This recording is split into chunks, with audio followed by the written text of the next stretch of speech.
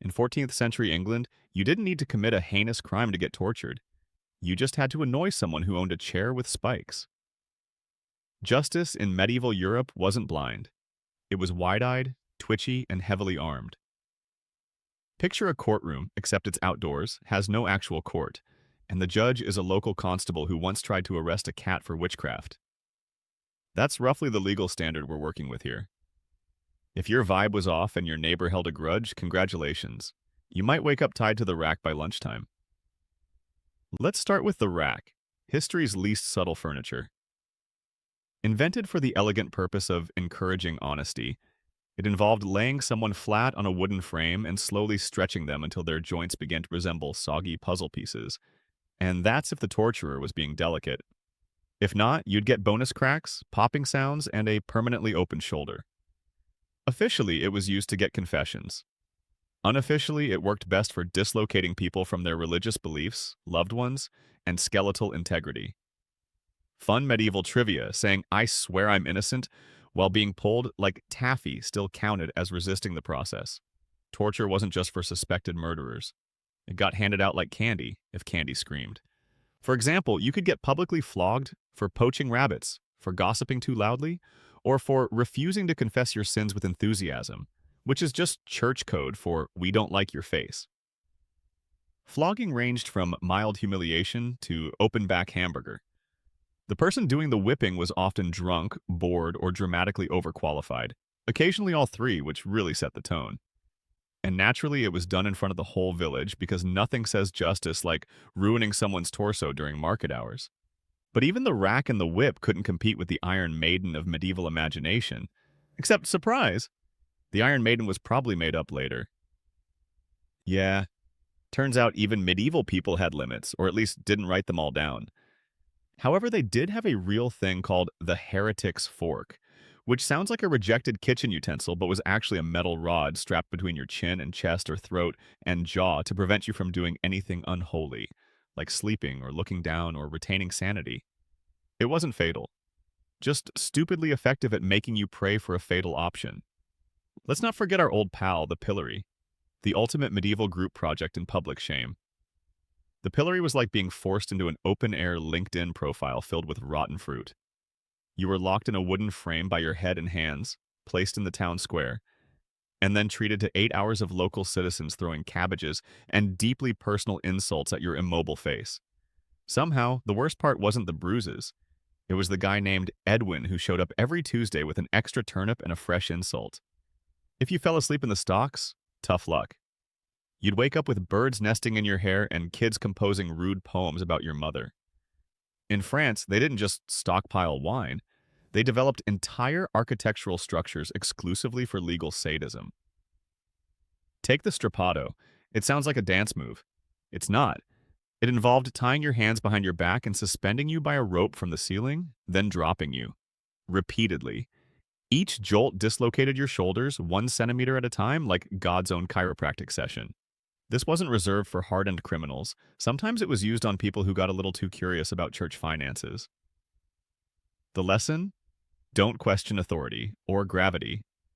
Then there was Germany, whose love of precision extended awkwardly into violence. Their contribution, the breaking wheel. Nothing metaphorical about that. You were literally tied to a wheel and beaten with an iron bar until nothing pointed the right direction. It was less a punishment and more a full-body exit strategy. Spectators would come out with snacks because nothing says community spirit like watching someone get turned into abstract art while you chew on a leg of ham. The wheel was often left displayed in the road afterward, partly as a warning, partly because cleanup was someone else's problem.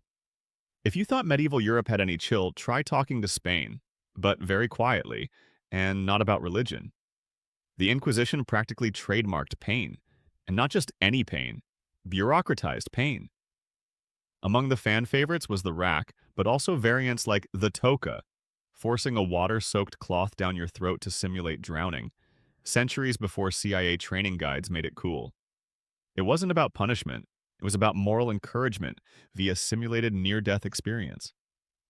Spiritual feedback, medieval style?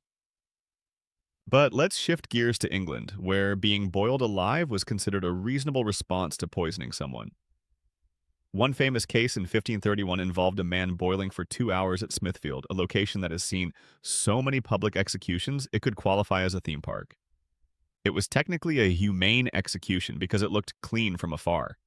Up close, it was the opposite of clean, and about as scientifically effective as throwing someone in a hot cauldron and waiting for karma to congeal. Meanwhile, Scotland had a flair for creative punishment, including the crook, a metal collar attached to a chain nailed into a church wall.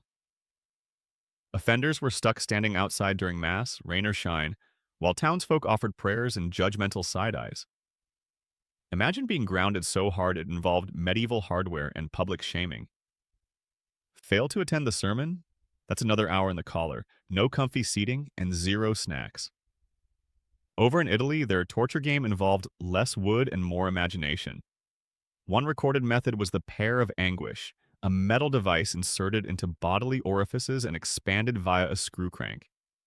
This was designed not to kill, just to severely inconvenience your dignity, internal organs, and general will to exist.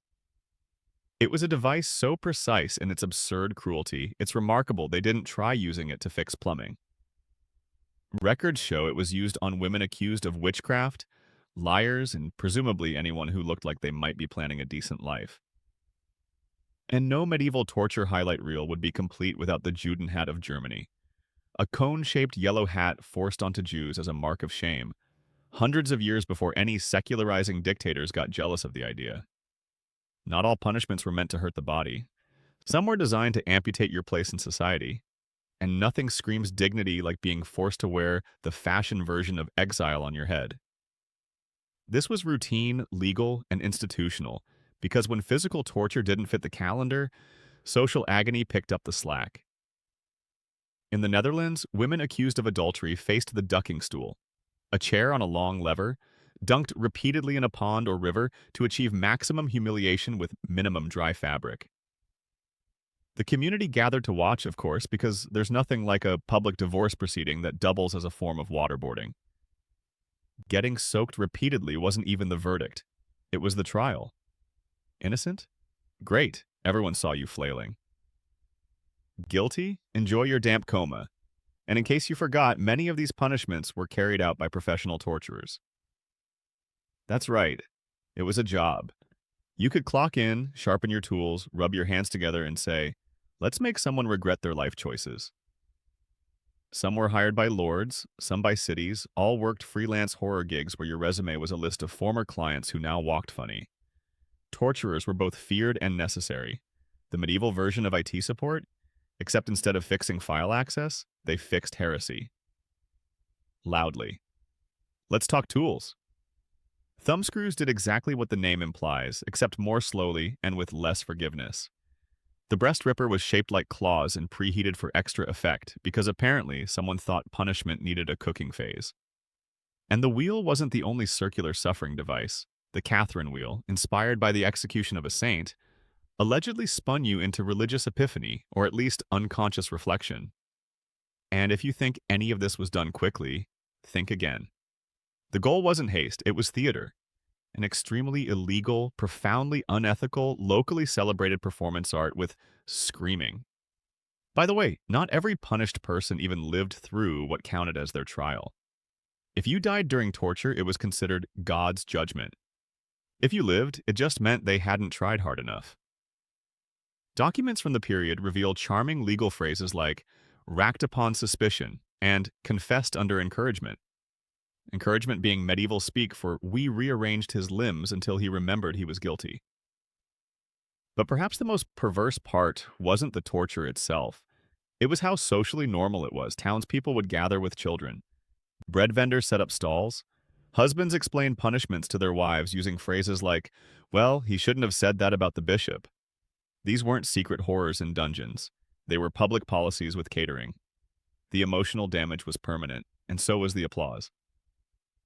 In medieval law codes like the Constitutio Criminalis Carolina in 1532, torture was standardized, including a manual that literally charted how far you could mangle someone without technically losing your job. You could be whipped, pierced, burned, impaled, scalded, and broken. Just not all in one sitting, because even torture needed a union break.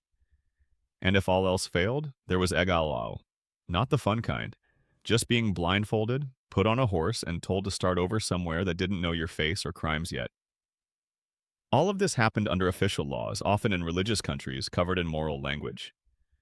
Bodily torment was packaged as divine justice. Public pain was interpreted as civic strength. In reality, most of it was panic mixed with paranoia, managed by authority figures who lit incense with one hand and operated iron claws with the other. Torture was less about truth, more about control, keeping everyone afraid enough not to challenge the system, but hopeful enough to show up to church next Sunday in iron-pressed clean clothes. And yet, every device, every punishment, every charred confession, scrawled in someone else's handwriting, pointed to a single shared experience. Power makes people ridiculous.